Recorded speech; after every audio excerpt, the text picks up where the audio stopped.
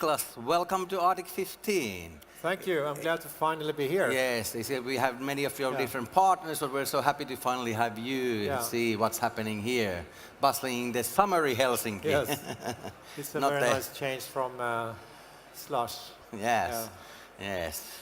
All right, so we have a lot of people here wanting to hear what we're going to talk about, and so let's go straight to some topics. Yep. Yes, so Europe. We're in Europe. The European startup ecosystem is been maturing bit by bit, but are we able or capable to emulating the Silicon Valley success? Yeah. Or should we even do that? Yeah. No, we should not emulate Silicon Valley. We should build our own thing, which we've done an amazing job doing in the last 15 years. And today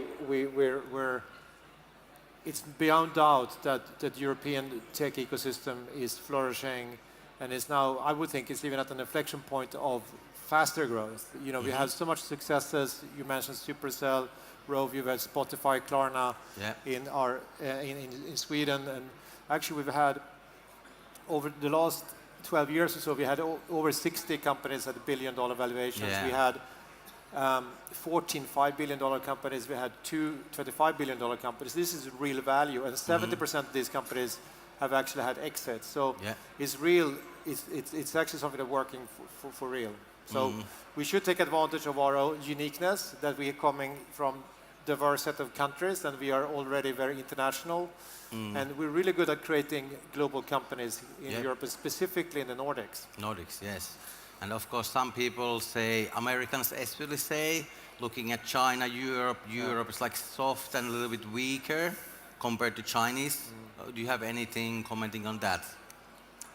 I think that we are really good at understanding the rest of the world, and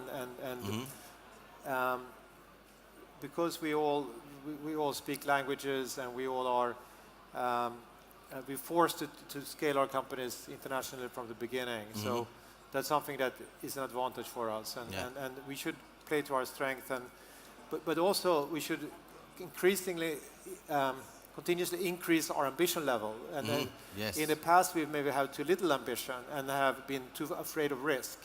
But when I speak to founders more and more these days, there are higher ambition levels and not afraid of going after the big opportunities. Yeah. Excellent. And then moving smoothly to the growth areas in the European technology, what are you personally most excited about in the European tech economy at the moment, like right now? What excites you today? Yeah. So, you know, while a lot of the successes we've had, you know, as I mentioned, Supercell, Spotify, Skype, you know, and King, and those kind of companies, they were all kind of consumer-facing companies. What I'm really excited about today is companies going after bigger challenges, using technology and deep technology, deep tech. And of course, AI is the big thing, obviously, but we see so many companies using advanced technologies to create competitive advantages, what they're doing. But it's also beyond just software. I mean, we're excited about companies building, you know, flying cars or chipsets for AI, or, you know, meat replacement. Okay. And that this is your personal opinion, or also like Atomico opinion? No, is there a difference there, or does it go hand in hand? Well, we within Atomic, we're a pretty big team, and we all have very diverse backgrounds, and that's how we have good discussions, and we all have our own opinions, and we sit around the table and debate and discuss, and of course, the different people in the firm have different themes that they are going after. And some people are maybe looking more into different technologies and different type of businesses. But in general, as a firm, we believe in that deep tech has a big opportunity. Doesn't mean that's the only thing we're investing in. We're still investing in consumer services and consumer apps. But what we see is much more of a rise of kind of deep tech companies. And that's very easy.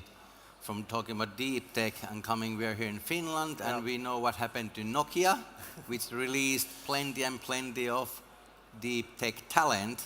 So how do you see that playing in the Finland ecosystem?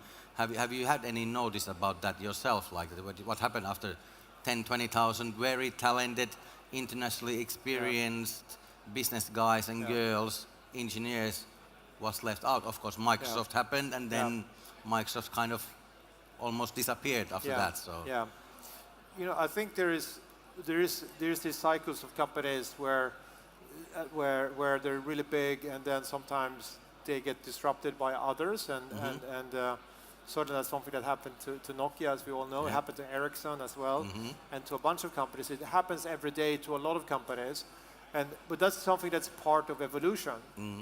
And then what's important there is that then you have talent that being released into doing other things. Exactly, and I think so that's been something that's beneficial. And I always had this thesis that when the Nokia mobile phones kind of disintegrated, that would be release and flourish the entrepreneurial ecosystem, which I think has had a positive impact.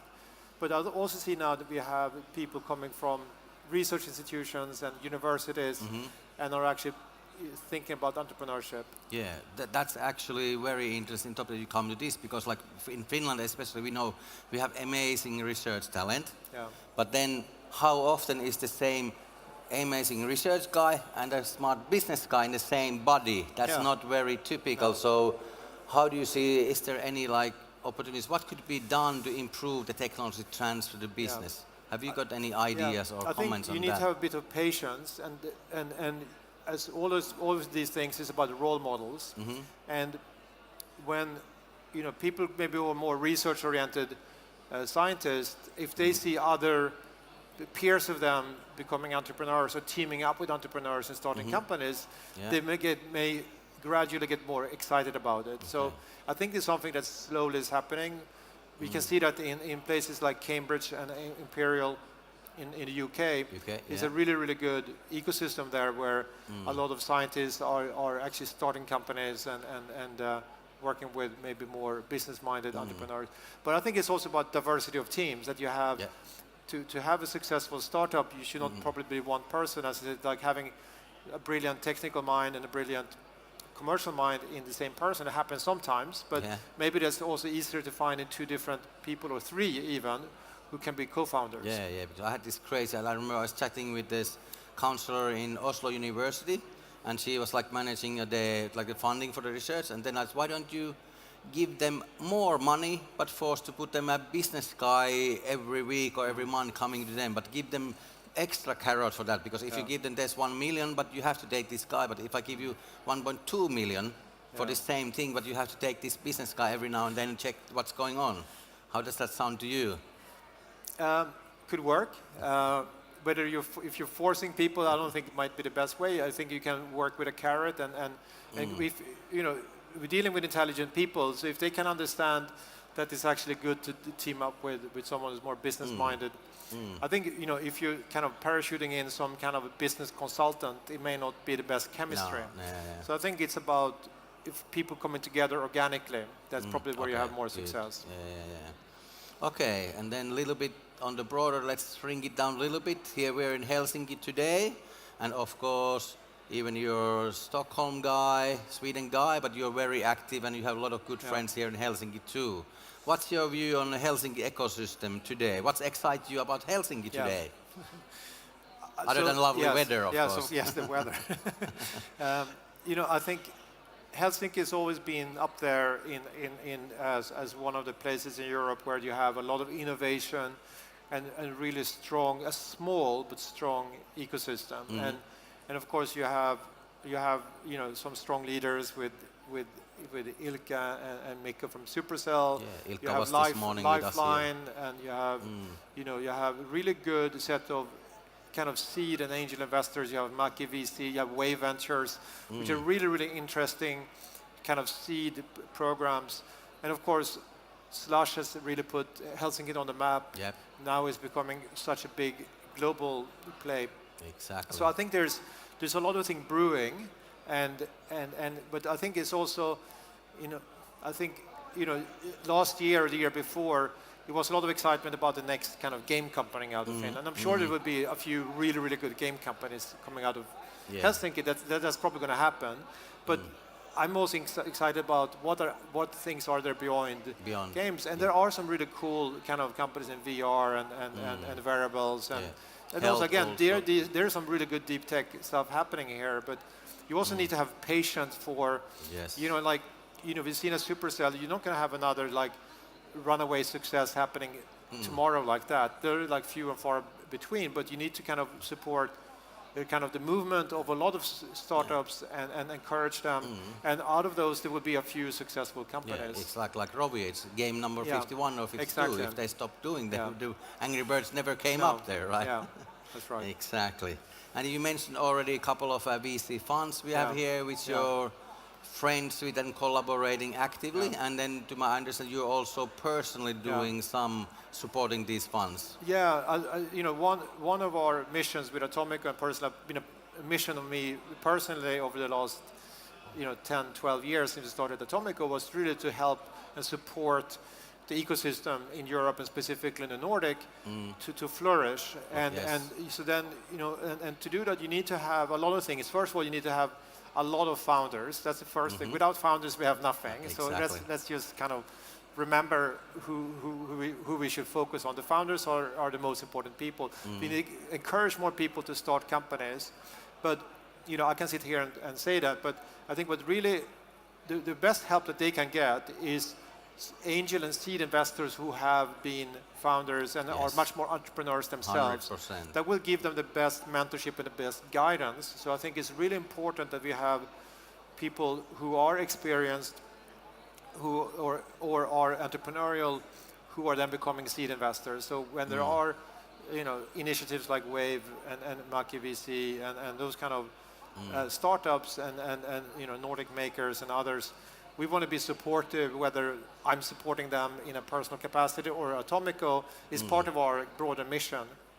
Yeah. So because that's the way to to build up a lot of very good companies. And of course that we can then come in and invest in these companies a little bit later. We typically come in a Series A or maybe Series B when there's a product market fit. So we are collaborating with these local seed investors. So you can help and they will provide you then good deal and then we can flow come in for later you. on and help these companies to really to scale and then international. you already know them from before it's coming, so it's easier to work with them. And it benefits for everyone because for those founders, they know that if the investors that they have at the seed have good relationship with bigger VC funds like us, it's easier for them to get financing later on. And for us, it's a great way to get access to the best founders. So everyone kind of benefits from these collaborations. Yes, exactly. You briefly mentioned already Nordic makers. Yeah. So maybe we can a little bit open up outside Helsinki area also. So we're in the Nordics here and the new Nordics including Baltics. So what other Nordic activities you have in Atomico and personally also, which would be relevant to our crowd here?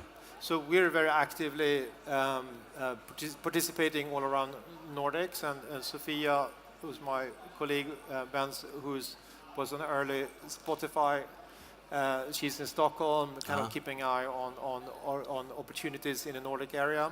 Okay, good. So we're very active there, and Copenhagen is starting to happen a lot of good stuff there as well. So that's traditional like B2B stuff coming from Denmark. Yes. But you have obviously a few really good successes there, and we also now seeing also there you have your Nordic makers, you have buy founders, and so there is also this kind of generation of new kind of seed fund initiatives which are much more operational people, and founders, and engaging founders, and I think this is really what I'm excited about. That founders in the Nordic area are really collaborative and helping each other instead of trying to kill each other.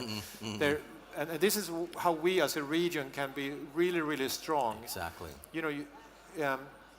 And there's maybe in Stockholm you have more really big companies now. I think there will be a lot of people coming out of Spotify who will become angel investors. So you're going to have a really, really strong angel investor community in Sweden as well. And how about the Baltics then? Of course, you have the Skype connection to Estonia from before. How do you see Baltics today? I always go to Tallinn and Estonia has been really, really strong for its size, and really good talent, and there's a lot of ambition also, because a lot of people were part of the Skype story, Yes. and then they know that, okay, that's the ambition level. So now you have, obviously, TransferWise, you have Pipedrive. I'm on the board of Pipedrive. Okay. It's a really, really good company, and they're the world leader in small business CRM. Yes. So it's something to be proud of. User for more than 5 years. There you go. I And think- it's also, the events there are smaller. It's a smaller ecosystem, but it's really strong. Yeah. Because of course maybe the Estonians are also waiting for the next Skype to happen. I think they're building it themselves Okay, these days. good, Yeah, I good. think that's I mean, you have already. I think already with Pipedrive and TransferWise, they have something to be really proud of. And there are more things going to come from. Yeah, and Estonia. to my understanding, also the Skype, all guys from Skype, they're very collaborative together, investing crisscross their friends' companies and their companies there. yeah. So it's also like a very community driven. Yes, yeah. Very good. And then, okay, well, we're talking about founders, so let's talk a little bit about ambition level of the founders. Yes. So in the last 10, 12 years, you've been very active and looking from the investor perspective and helping founders. And you've seen many of them on these days. So how do you see that? Has there been any change in the ambition level and the motivation during the last 10 years? Yeah, I think it's been quite transformative. It used to be that, that was kind of the stereotype of European tech companies, they're copycats and they're local. And which was true 10, 15 years ago, that you had a German copy of eBay and you had a Swedish copy of Amazon. Yeah. Amazon back then selling books.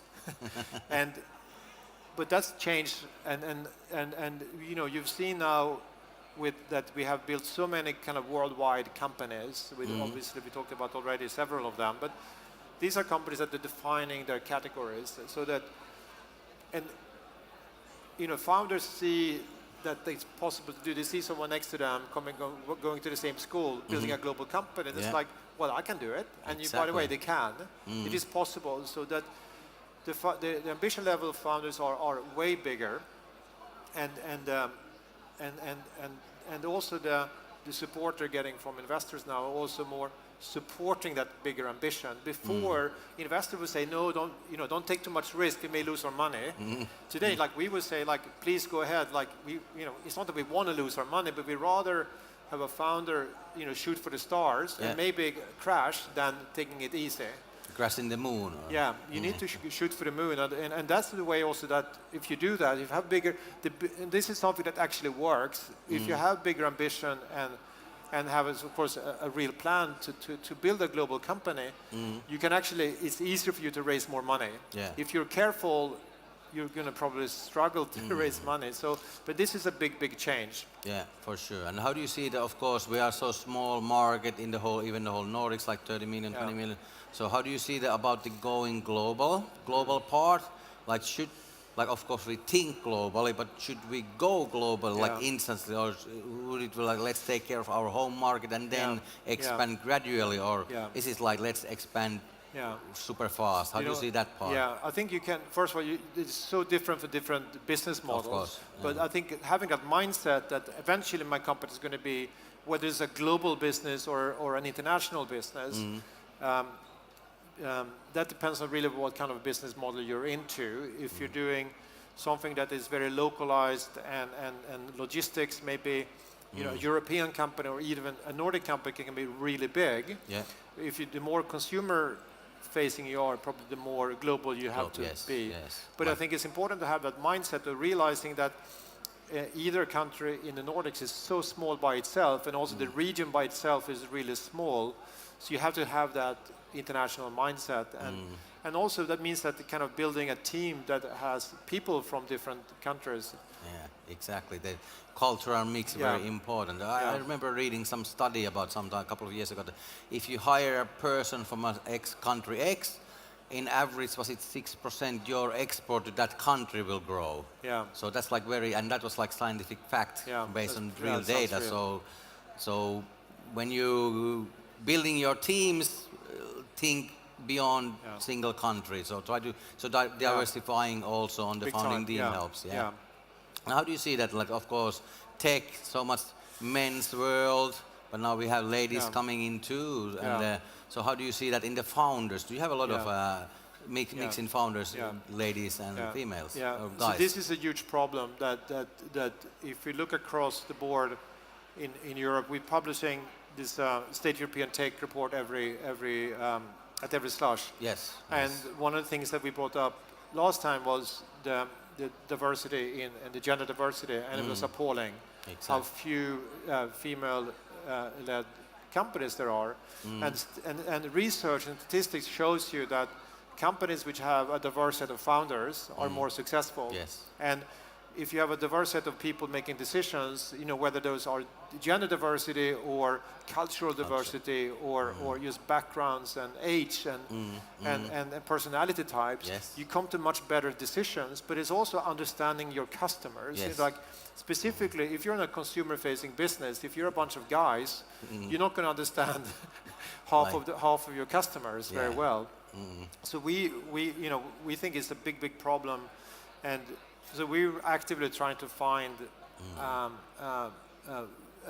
founding team that has mixed diversities or female-led teams. But I think looking into this, I feel that it's like improving the situation gradually. Of course, that's going to overnight jump to 50-50. That's not going to happen overnight. I think the good thing, the first thing that you need to have insight of a problem and a commitment to solving it. And I think at least everyone I speak to in the Nordics and probably most people in the Nordic and European tech environment are recognizing this is an issue, and we all need to work together to fix it. And that's okay. But then we need to kind of also be long term and think about how can we fix this. And it's not something that is fixable in the short term either. We need to have a long term view, but we need to be committed to do that. Exactly. All right, and a little bit more about funding, because now we have these great ambitions in Europe to take over the world, and maybe big plans also need more capital to be executed and to matching this level of ambition. And if we need more capital? If we do, where it should come from? Is it government or taxpayer money or private investors? Yeah, it's probably. Maybe it's not much tax money, but I think almost all of that about. I think you need to have a diversity again of financing need to be a diversity. So you have this really the first kind of check that is I think one thing that is Finland has a really good system with the teches, which is something that works really well, and I haven't seen any other country that has such a good system. So that is something that the Finnish government should be proud of. Business Finland guys, thumbs up. So that's something that you can export to other countries. And when I speak to governments in different countries, like you should go to Finland and see what they're doing. Wow. So that I would say is a really good thing. And then we talked already about these seed investors, where there's so many more of them now, which is great. Yes. The reality is also now that you have last year you had 5 times as many seed rounds compared to 2012. So there's so many more companies being created. So you need to have more seed funding. And then on the venture where we are playing like Series A and B, we still need more. So when we see another VC fund being created, we don't say shit. There's more competition. We say welcome. We need your help. Let's collaborate. Yes. Because I'm just so confident that there's going to be more and more companies being created. And one of the big problems we have had in Europe is that because we've traditionally had so much less capital going into companies than say the US, so that when companies are raising money, we've been thinking about us as an investor when we're investing, and then think about who is going to invest after us. Exactly. And then we get nervous. But today that has changed as well, because now you have a lot of global growth funds. You have someone like SoftBank's Vision Fund. Wow. It's a $93 billion growth fund. Insane. They're actually headquartered in Europe. They're in London. And they're very happy to invest in companies here. But they're not the only one. You also have tech giants like Tencent. They led 90 million Series B into Lilium, for example. and you have other big growth funds are coming in and are realizing that European opportunities are here. What I would say though is also that we need to get the kind of the pension funds and institutions in Europe to participate, because I hate for them to miss out on the value creation. So when we think about technology is as a sector is driving growth. Exactly. There's 3 times more, 3 times faster job growth in tech than other sectors. Yes. So if you care about job creation, if you think about driving value to the tax income in a country, you should support local tech investments. So I think the pension funds should participate, and they should probably invest in VC funds and so forth. But then you also have the public market, which is also something that is really, really good. We should not forget the stock market. Yeah, of course. And Sweden is, of course, total anomaly in the whole world. How many IPOs happen? It's like an IPO factory in Stockholm. Yeah. So, but Europe is Stockholm is now we have a few companies coming through maturity, but there is. I think iSettle was actually supposed to do an IPO. They got acquired. Yeah. But Europe is actually last year had more tech IPOs than US. We also had more tech IPOs than China and raised more money. So we should be really happy about that. Is something that's working, because that gives founders also a really, really good long-term exit opportunity. Yes.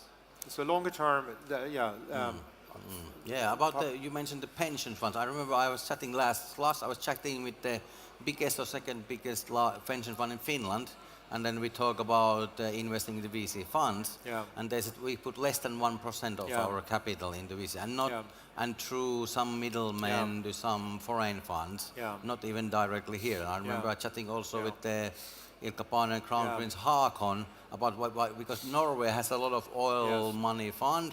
If they would put tiny bit of that money into local ecosystem, that would create jobs. But whose job would it be to activate these pension funds and really good way that they put in the stock markets foreign or buy land in London or something like that? That doesn't create any jobs in locally. No, and you have to remember what the pension funds is there to preserve capital for the future. So they are the opposite to what we are doing in terms of taking risks. Yeah. So that's why they need to be really comfortable before they take that step. But I would say that they're now starting to understand that much more than they've done before, and maybe it's been good that they're not being on the cutting edge of this, that they have waited a little bit so that they feel like, okay, now they're comfortable getting into see it. Returns, but they should not, of course, but just having 1 or 2% of their assets into venture is probably already good. And if the European pension fund would put in like kind of 0.5% of their assets into European venture, we would have as much venture funding per opportunity as they have in the US. Exactly. And then we can really kind of super scale our companies here. Exactly. Yeah. Wow. Yeah. So anybody who know the pension company guys? Do we have any LPs in the crowd? Maybe they don't want to raise their hands today now, but let's try to get more pension funds involved in the European tech system and balance the gap we have with the US venture. But I think we should be. I think everything is pointing in the right direction, and the reason why it's pointing in the right direction is because there are so many great founders building fantastic companies, and ultimately again. That's what it's all about. It's all about founders. Yeah, but also founders. The other thing I would say that we talk about founders, I would just modify that one thing. I would talk about entrepreneurs. Yes. Because, we want to encourage people to start companies, but I also want to encourage people to join founders. Yes. Because the biggest challenge for all of these tech companies, whether in Finland or Sweden or London or Silicon Valley, is to hire the best talent. So we can encourage more bright young people or old people. So you can to join startups and go and join these early stage founders and support them. That's also how we can kind of scale faster. All right, Niklas, thank you so much. It was so lovely to talk with you. We ran out of time quickly. We could sit here all day long, but we have to let next people on stage also. Hey, give a big hand for Niklas for coming all the way here. Yes? Thank you. Hey, thank you so much. Thanks. Pleasure.